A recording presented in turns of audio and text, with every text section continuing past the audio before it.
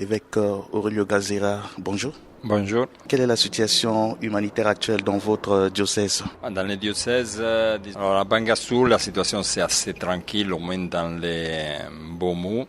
Par contre, les Ombomou, depuis plusieurs mois, est sous tension. Je dirais même depuis plusieurs années. Vous voulez parler de Zemio et autres? Zemio, mais aussi Obo, Bambouti, Rafai aussi. Mboki, toute une région qui a souffert pendant plus de 15 ans sous la LRA, le Tongo Tongo, après la Seleka, UPC, maintenant avec les Azandé Anikpimbe, qui sont nés comme mouvement de protection de la population, mais finalement ils commencent à créer plus de problèmes de ce qu'ils pensaient résoudre.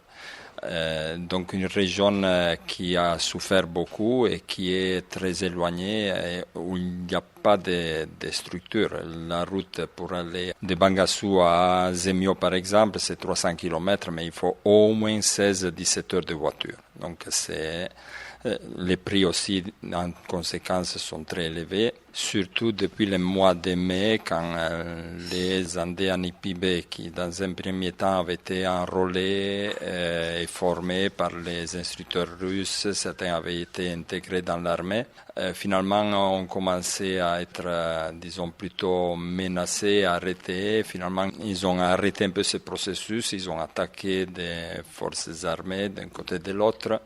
Et ça a causé la fuite de la population. Au mois de mai, juin, juillet, il y avait 50 000 déplacés à Zapai, de l'autre côté du fleuve au Congo. Au mois de novembre, ils étaient 30 000. Ça commençait un petit peu à retourner, mais les derniers événements à Bambouti, mais surtout à Zemio, ont causé encore la fuite des gens. Il y a plus de 2000 déplacés à la mission catholique et d'autres qui retournent vers l'autre côté du fleuve. La région de Ombomou, notamment Bangassou, accueille de nombreux déplacés internes en raison des conflits que vous venez d'évoquer.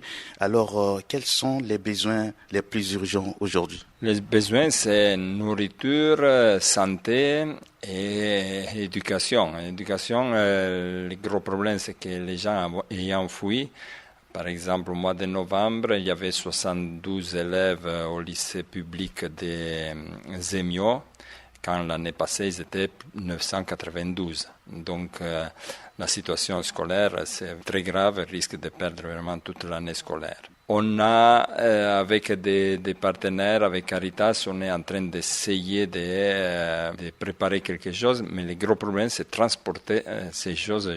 Déjà, Bangassou, c'est compliqué. Près de Bangassou, Zemio, avec l'état de la route et l'insécurité, ça pose vraiment beaucoup de problèmes. Certaines ONG et certains personnels des ONG dans les mois passés avaient été pris comme cible, attaqués, et donc il y a vraiment beaucoup de craintes que la situation puisse se dégrader encore. Et bien, avec les populations de Bomou, ont-elles accès aux services de base? Je veux parler de l'eau potable, l'éducation et les soins de santé aujourd'hui. Et très peu, justement. L'hôpital qui existe a été attaqué l'autre nuit à la recherche des militaires blessés. Donc, des gens qui attaquent un hôpital, ça c'est très grave parce qu'après, il manque toute la confiance. Les personnels risquent aussi de se sauver. Donc, c'est vraiment l'accès pour les besoins primaires, c'est vraiment très difficile.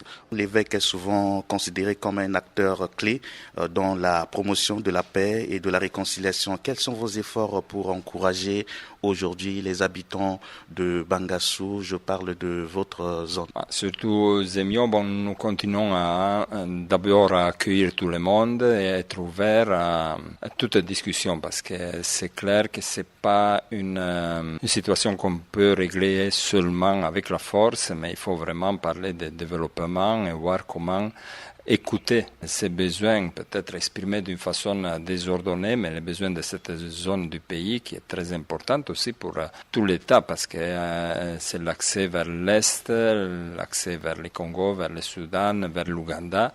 Et c'est important que tous les pays puissent être en paix et toutes les ethnies puissent trouver leur place dans notre pays. Monseigneur Aurelio Gazera, nous vous remercions. Merci.